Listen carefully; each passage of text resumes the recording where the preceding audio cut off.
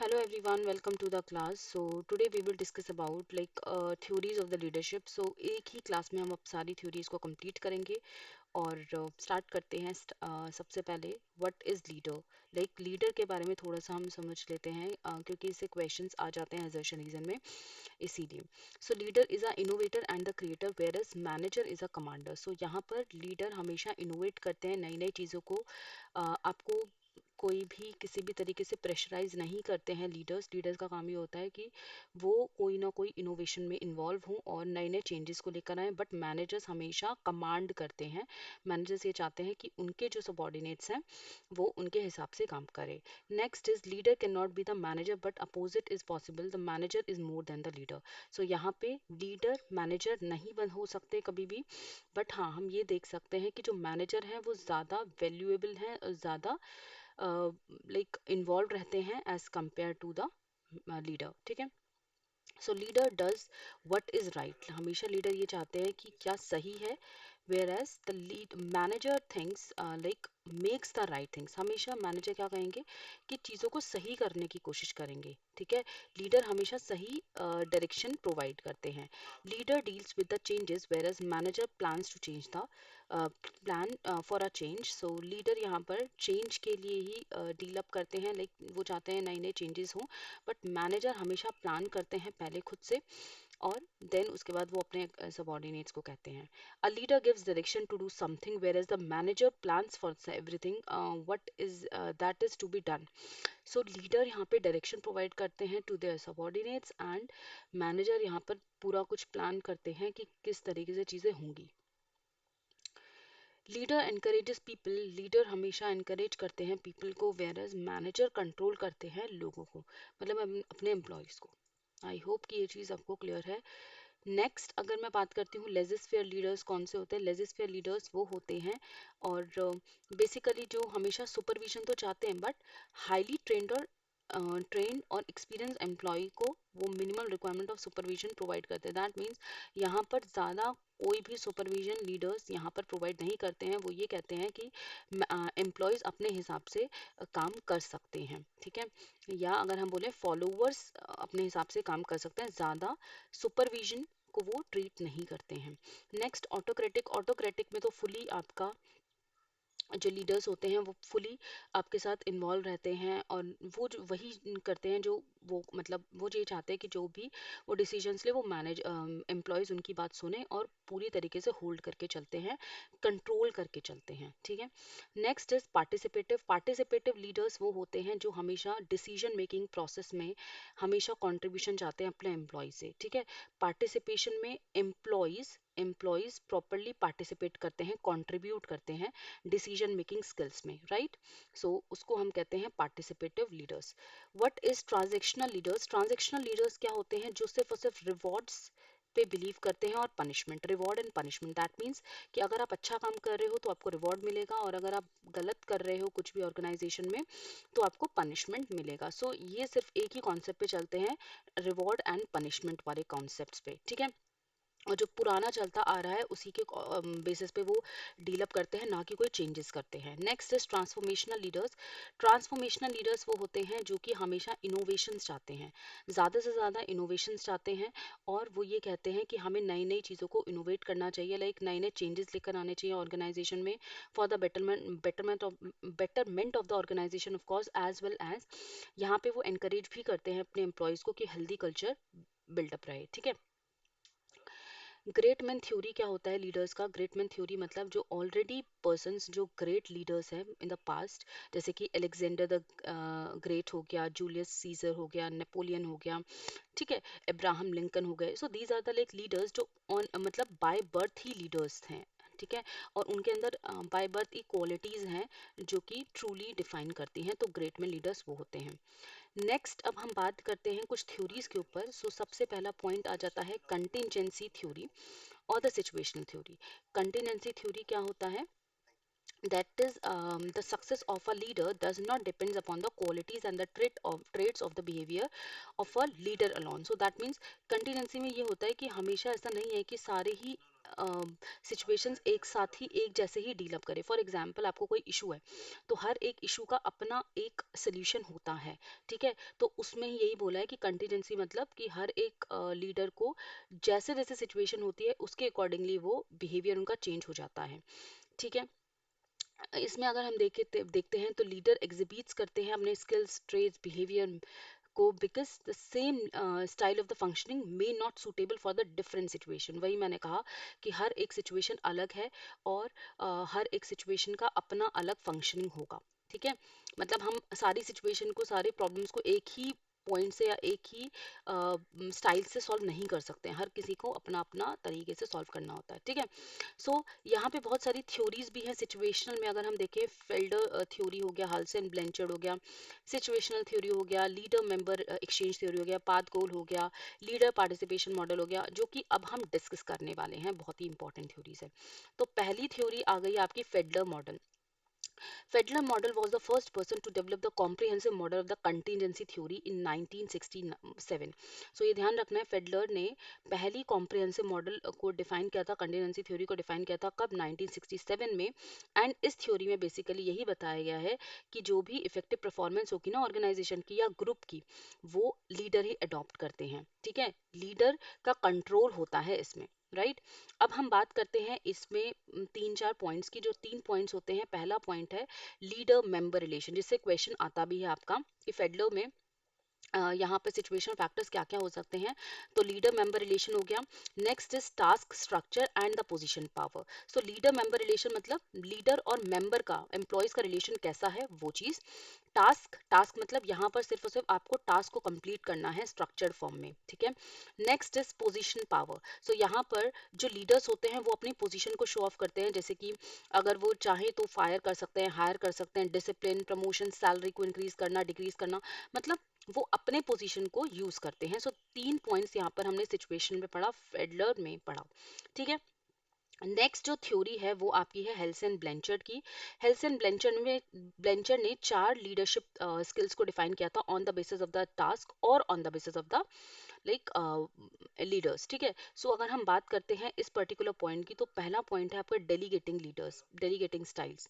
Next is participating styles. Third one is selling style and the fourth one is telling style. तो यहाँ पर आ जाता है telling, selling, participating and delegating. तो आप ना इसको ऐसे याद कर सकते हो, telling, selling, participating and delegating, ऐसा कुछ भी नहीं है।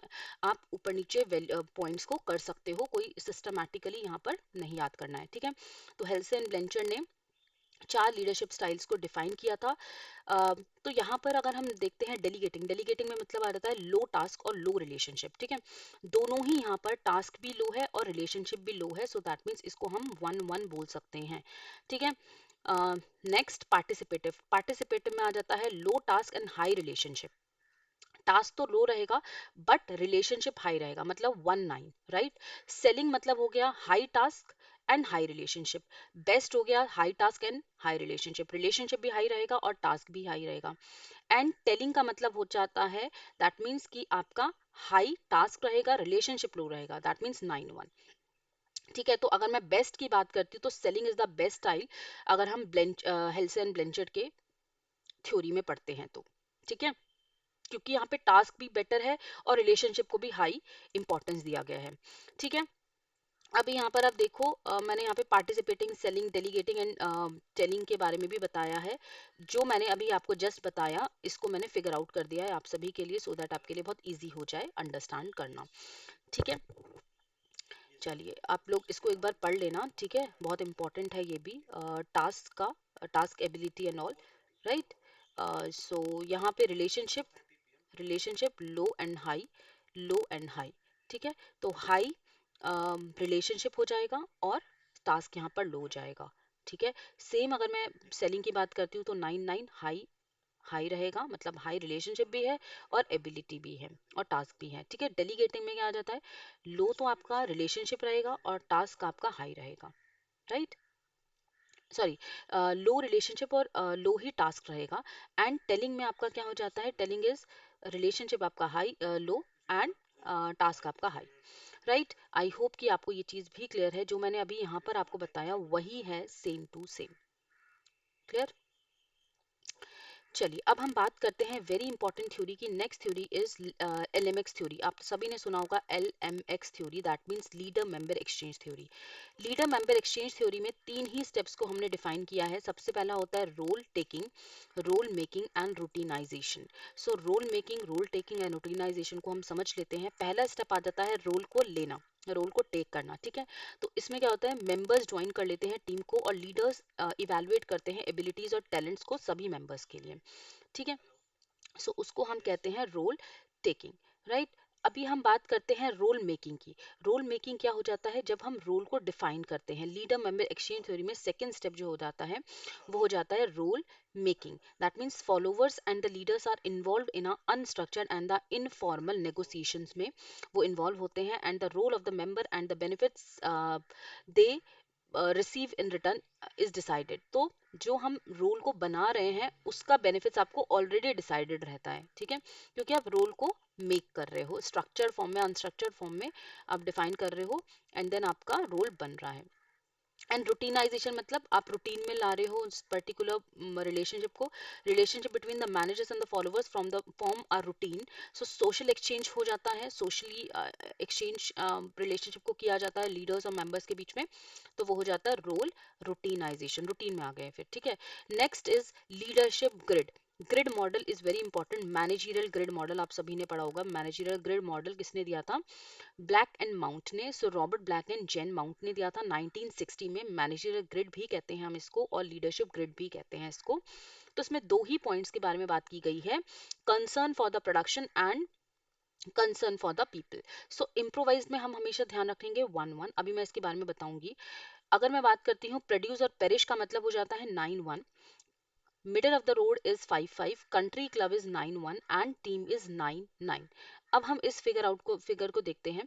अगर मैं बात करती हूँ कंट्री क्लब की, ठीक है, कंट्री क्लब में जो पीपल होगा ना, पीपल और प्रोडक्शन का रिलेशन, पीपल का जो रिलेशन रहेगा मतलब प्रोडक्शन का जो रिलेशन रहेगा वो 1 रहेगा, ठीक है, वो 1 रहेगा, एंड पीपल का जो रिलेशन रहेगा वो आपका 9 रहेगा। सो कंट्री क्लब में आपका आ जाता है 1-9, मतलब production low and relationship high, ठीक है।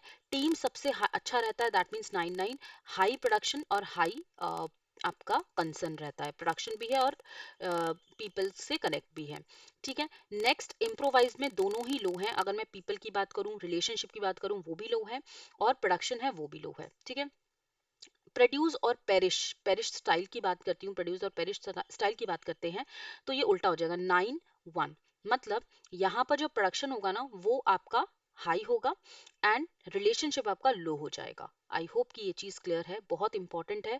और मिडल ऑफ द रोड में 5-5 मतलब दोनों ही बिल्कुल बैलेंस्ड में रहेंगे, ना ही ज्यादा ना ही कम, 5-5 में रहेंगे मिडल ऑफ द रोड, ठीक है। सो प्रोडक्शन भी सिमिलर है और पीपल का कंसर्न भी बिल्कुल सिमिलर है, ठीक है। सो ये मैंने आपको इस फिगर से बता दिया है और ये चीज मैंने आपको कंप्लीटली समझा दी है। नेक्स्ट अगर मैं बात करती हूँ नेक्स्ट लीडरशिप स्टाइल की, सो जो नेक्स्ट लीडरशिप स्टाइल है वो आपका होगा रॉबर्ट हाउस। रॉबर्ट हाउस में क्या, रॉबर्ट हाउस ने दिया था पाथ गोल लीडरशिप थ्योरी, ठीक है, पाथ गोल थ्योरी दी थी रॉबर्ट हाउस ने। सो रॉबर्ट हाउस ने इस पर्टिकुलर थ्योरी में डिफाइन किया था 4 पॉइंट्स को। सबसे पहला आ जाता है directive, then supportive, then participative and the achievement oriented.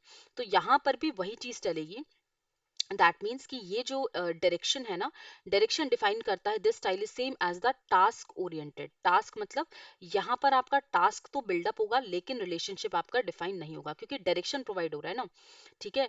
मतलब यहाँ पे टास्क का इन्वॉल्वमेंट ज्यादा हो जाएगा, टास्क ज्यादा रिलेशनशिप लो, ठीक है।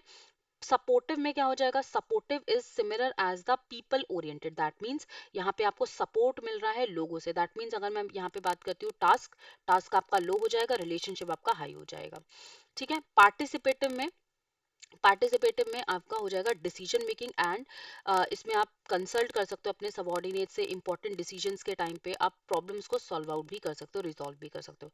तो पार्टिसिपेटिव में आपका दोनों ही यहाँ पर सिमिलर रहेंगे, ठीक है, ना ही ज्यादा ना ही कम। एंड अचीवमेंट में आपका आ जाएगा, अचीवमेंट मतलब goal setting theory. That means आप गोल्स को सेट कर रहे हो, डेवलप कर रहे हो, ठीक है, तो यहाँ पर आपका जो टास्क रहेगा वो हाई रहेगा और रिलेशनशिप आपका रो रहेगा।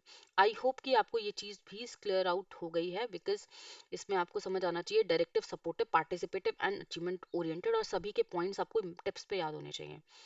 नेक्स्ट हम लीडरशिप की बात करते हैं। रेंसिस लिकर्ड ने आपका लिकर्ड स्केल दिया था, लिकर्ड लीडरशिप स्टाइल दी थी। एंड इस पर्टिकुलर पॉइंट में उन्होंने कुछ लीडरशिप के पैटर्न्स के बारे में बात किया था, ऑर्गेनाइजेशन में कौन कौन से पैटर्न्स होते हैं। तो पहला पैटर्न यहाँ पर बोला है एक्सप्लॉयटेटिव, ठीक है, exploitative, authoritative, next is participative, next is consultative and benevolent. तो चार पॉइंट्स के बारे में बात की थी, exploitative, benevolent, consultative and the participative. अब हम थोड़ा सा इसके बारे में पढ़ लेते हैं। एक्सप्लॉयटेटिव लीडरशिप स्टाइल क्या होता है? एक्सप्लॉयटेटिव लीडरशिप स्टाइल वो होता है जहां पर मैनेजर्स हैव नो कॉन्फिडेंस और the trust to their subordinates and subordinate feel no freedom to discuss about the job with the superior. So यहाँ पर जो रिलेशनशिप रहेगा ना, वो थोड़ा दूर दूर का रिलेशनशिप रहता है लीडर और एम्प्लॉयज के बीच का, ठीक है, क्योंकि यहाँ पे उनको ये लगता है कि लीडर्स बात नहीं करना चाहते और मतलब एम्प्लॉयज को लगता है कि मैनेजर्स लीडर से मतलब मैनेजर्स आपके सबॉर्डिनेट से बात नहीं करना चाहते और सबॉर्डिनेट्स आपके मैनेजर से बात नहीं करना चाहते, ठीक है। सो एक्सप्लॉयटेटिव है और अथॉरिटेटिव है, अथॉरिटी भी शो की जाती है इसमें। Next is benevolent autocratic leadership. Benevolent autocratic leadership क्या होता है? जो मैनेजर्स हैं यहाँ पर कॉन्फिडेंट होते हैं, ट्रस्ट करते हैं अपने एम्प्लॉयज को, अपने सबॉर्डिनेट्स को मोटिवेट करते हैं कि वो रिवॉर्ड्स को पाएं, और पनिश भी करते हैं अगर वो कुछ भी गलत करते हैं तो, ठीक है। सो बेनोवलेंट ऑटोक्रेटिक में आ जाता है कि जब भी मतलब वो प्रॉपरली मोटिवेट करते हैं उनको कि वो बेस्ट काम करें, पनिशमेंट रिवॉर्ड भी प्रोवाइड करते हैं और फॉरवर्ड कम्युनिकेशन भी ये डिफाइन करते हैं। Next is consultative. Consultative leadership क्या डिफाइन करता है? कंसल्टेटिव से ही नाम से समझ आ रहा है कि जो मैनेजर रहेंगे वो आपके सबसिस्टेंशियल रहेंगे, not but not the complete confidence trust in the subordinate. मतलब कंसल्ट कर सकते हैं लीडर्स, ठीक है, लीडर सिर्फ और सिर्फ एम्प्लॉयज से कंसल्ट कर सकते हैं और डिसीजन में हेल्प ले सकते हैं। Next is democratic leadership style. Democratic leadership style क्या होता है? डेमोक्रेटिक लीडरशिप स्टाइल में यहाँ पर एम्प्लॉयज के पास भी पूरा डेमोक्रेसी है कि वो अपने जो भी डिसीजन है उसको ले पाए, पार्टिसिपेट कर पाए अपने हिसाब से, एंड लीडर्स को भी पूरा ट्रस्ट होता है अपने एम्प्लॉयज पे, ठीक है, और वो उनका उनसे बिल्कुल कंसल्ट करके और उनके ही डिसीजन को इम्पोर्टेंस देते हैं, ठीक है, ऐसा नहीं है उनके डिसीजन को इम्पोर्टेंस नहीं देते हैं। चलिए, अब लास्ट जो स्टाइल बची है हमारी, वो है हमारी लीडर्स, एक second, yes, continuum. Continuum leadership style, जो कि Tannenbaum and Schmidt leadership continuum style है।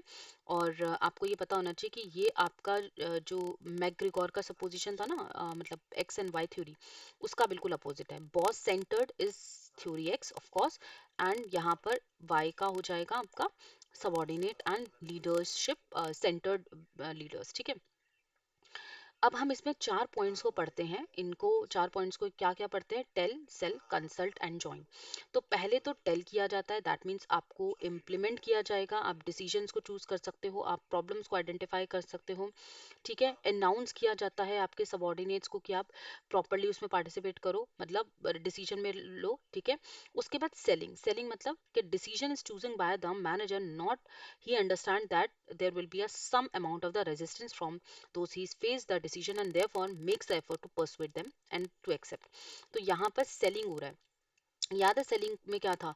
मतलब 9-9, ठीक है, रिलेशनशिप भी इंपॉर्टेंट है और आपका प्रोडक्शन भी अच्छा खासा हो रहा है, तो बेस्ट आपका सेलिंग में था। Next is consult. कंसल्ट करना मतलब यहाँ पर कंसल्टेशन रहता है, आपके जो एम्प्लॉयज हैं मतलब कंसल्ट कर सकते हैं, as well as properly participation भी रहता है यहाँ पे, ठीक है। तो लीडर्स के साथ कंसल्ट करते हैं वो लोग एम्प्लॉयज, ठीक है। And join. ज्वाइन में यहाँ पर आपका फाइनल डिसीजन आ जाता है विद द सबॉर्डिनेट्स। सबॉर्डिनेट्स के साथ में भी एक डिसीजन लेना पड़ता है। जैसे फॉर एग्जांपल सबॉर्डिनेट्स को वो चीज़ समझ नहीं आ रही है, वो चीज़ क्लियर नहीं है, डिसीजन नहीं, उनको ये लगता है कि डिसीजन जो हमने लिया था वो सही है, ठीक है, तो उनसे भी कंसल्ट करना बहुत ज़्यादा ज़रूरी हो जाता है। Next is action centred leadership. Action centred leadership को हम ACL भी कहते हैं, that is action centred leadership. इसमें 3 सर्कल्स के बारे में बात की है, और ये किसने डिफाइन किया? जॉन एडर ने किया है 1973 में, ठीक है। तो 3 पॉइंट्स क्या क्या है, task, team and individual, TTI, ठीक है। TTI ध्यान रखना है। सो टास्क को, एक्शंस को डेवलप करना है, अचीव करना है गोल्स को। टीम, सारे ग्रुप ऑफ एक्सपर्ट्स को एक साथ वर्क करना है, एनकरेज करना है कि वो इफेक्टिव टीम वर्क को डिफाइन कर पाए। एंड इंडिविजुअल, इंडिविजुअल मतलब हर एक इंडिविजुअल का अपना एक यूनिक स्टाइल हो सकता है, तो हर एक इंडिविजुअल का डेवलपमेंट होना चाहिए और हर एक इंडिविजुअल पार्टिसिपेट करना चाहिए डिसीजन में। सो टास्क, टीम एंड इंडिविजुअल, ये हो जाता है आपका एक्शन सेंटर्ड लीडरशिप। यहाँ पर भी मैंने आपके साथ में ये सर्कल्स शेयर कर दिए, task, team and individual. Okay, so I hope कि आपको सारे क्वेश्चन, सारे पॉइंट्स क्लियर हैं लीडरशिप स्टाइल में। जितने भी लीडरशिप स्टाइल्स थे वो मैंने सारे आपके साथ में डिस्कस कर लिए हैं, ये बहुत इंपॉर्टेंट है। मोटिवेशन हो चुका है, लीडरशिप मैंने आपको अभी करा दिया है। अब मैं नेक्स्ट और एक टॉपिक लेने वाली हूँ जिसमें मैं कुछ एक्ट्स के बारे में बात करूंगी। So thank you so much, bye all.